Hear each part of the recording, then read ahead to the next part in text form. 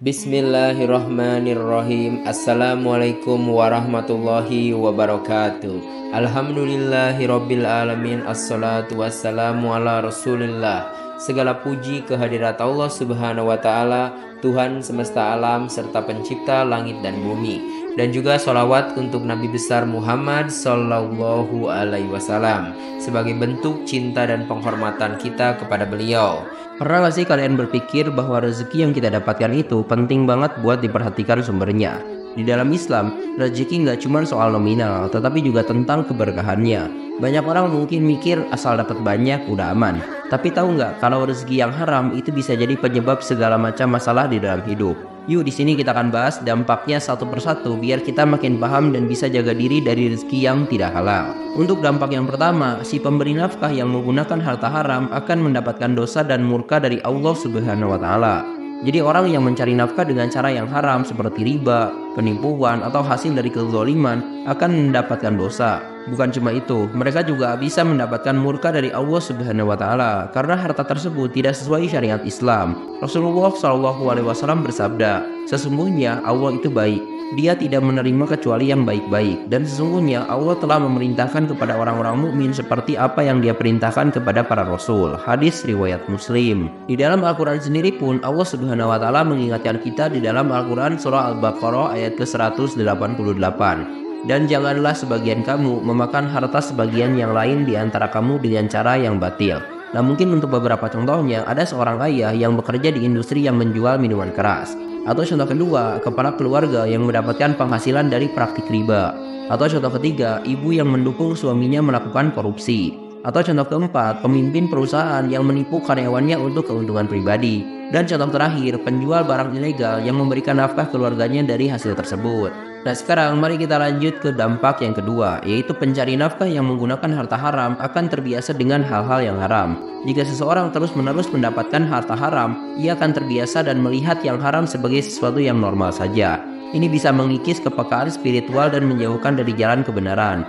Rasulullah SAW bersabda, "Kelak akan datang suatu zaman di mana seseorang tidak peduli dari mana ia mendapatkan harta, apakah dari yang halal ataupun yang haram." Hadis riwayat Bukhari. Selain itu, di dalam Al-Quran, Allah Subhanahu wa taala juga berfirman dalam surah Al-Baqarah ayat ke-175.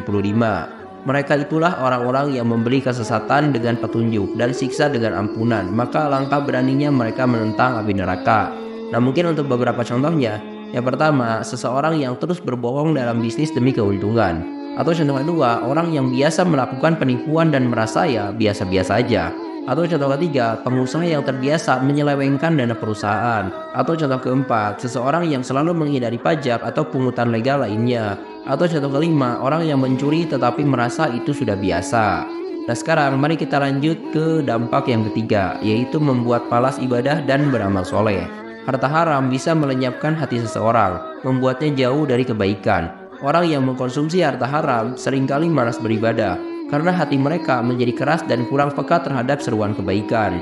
Rasulullah SAW bersabda, "Tidak akan berkembang daging yang tumbuh dari yang haram, kecuali neraka lebih layak untuknya." Hadis riwayat At-Tirmidzi. Nah di dalam Al-Quran surah Al-Ma'un ayat ke-4-5 Allah juga mengingatkan kita, "Maka celakalah bagi orang-orang yang sholat, yaitu orang-orang yang lalai dari sholatnya." Nah untuk beberapa contohnya, mungkin ada orang-orang yang bekerja dengan cara curang, merasa malas untuk sholat. Atau contoh kedua, seseorang yang mendapatkan uang dari hasil korupsi, ya tentunya pasti enggan untuk bersedekah. Atau contoh ketiga, orang yang menumpuk kekayaan haram tetapi jarang membaca Al-Quran.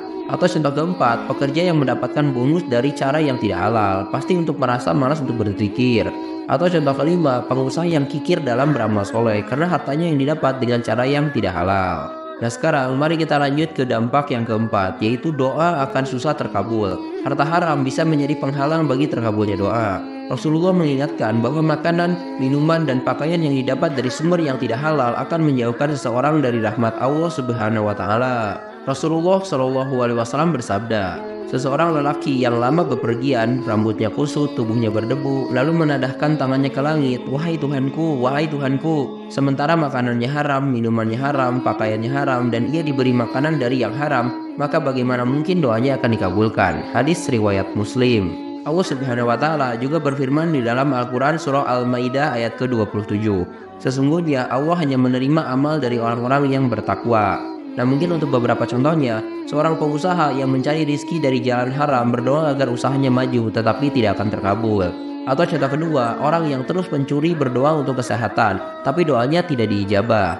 Atau contoh ketiga, penjual narkoba yang berdoa agar hidupnya berkah namun selalu merasa terpuruk. Nah, sekarang mari kita lanjut ke dampak yang terakhir atau yang kelima, yaitu sering ditimpa musibah. Harta yang haram bisa mendatangkan malapetaka dalam hidup. Orang yang mengumpulkan kekayaan dengan cara yang haram seringkali mengalami musibah sebagai bentuk teguran dari Allah Subhanahu wa taala. Musibah ini bisa berupa kesulitan hidup, kerugian, atau masalah keluarga. Rasulullah Shallallahu alaihi wasallam bersabda, "Tidaklah seorang hamba melakukan dosa kecuali Allah segera memberi hukuman baginya di dunia." Dan di dalam Al-Quran surah Asy-Syura ayat ke-30 Allah juga berfirman, "Dan apa saja musibah yang menimpa kamu maka adalah disebabkan oleh perbuatan tanganmu sendiri, dan Allah memaafkan sebagian besar dari kesalahan-kesalahanmu." Nah, mungkin untuk beberapa contohnya, seorang pebisnis yang mendapatkan penghasilan dengan cara curang selalu menghadapi masalah dalam keluarganya. Atau contoh kedua, orang yang bekerja sebagai perampok sering terkena penyakit parah. Atau contoh ketiga, seorang penipu mengalami kecelakaan beruntun.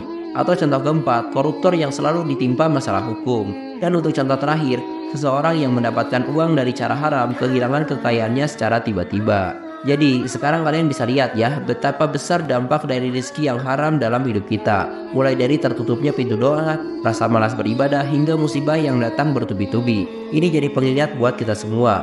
Yuk kita sama-sama perhatian di mana sumber rezeki yang kita dapatkan dan pastikan selalu dari yang halal biar hidup kita makin penuh berkah. Terima kasih telah menyimak. Silahkan kirim dukungan kalian dengan klik tombol like, subscribe channel ini, dan bagikan juga ke teman-teman kalian. Semoga dengan membagikan itu kalian bisa mendapatkan pahala jariah dari video ini. Mohon maaf bila ada kesalahan. Wabillahi taufik wal hidayah. Wassalamualaikum warahmatullahi wabarakatuh.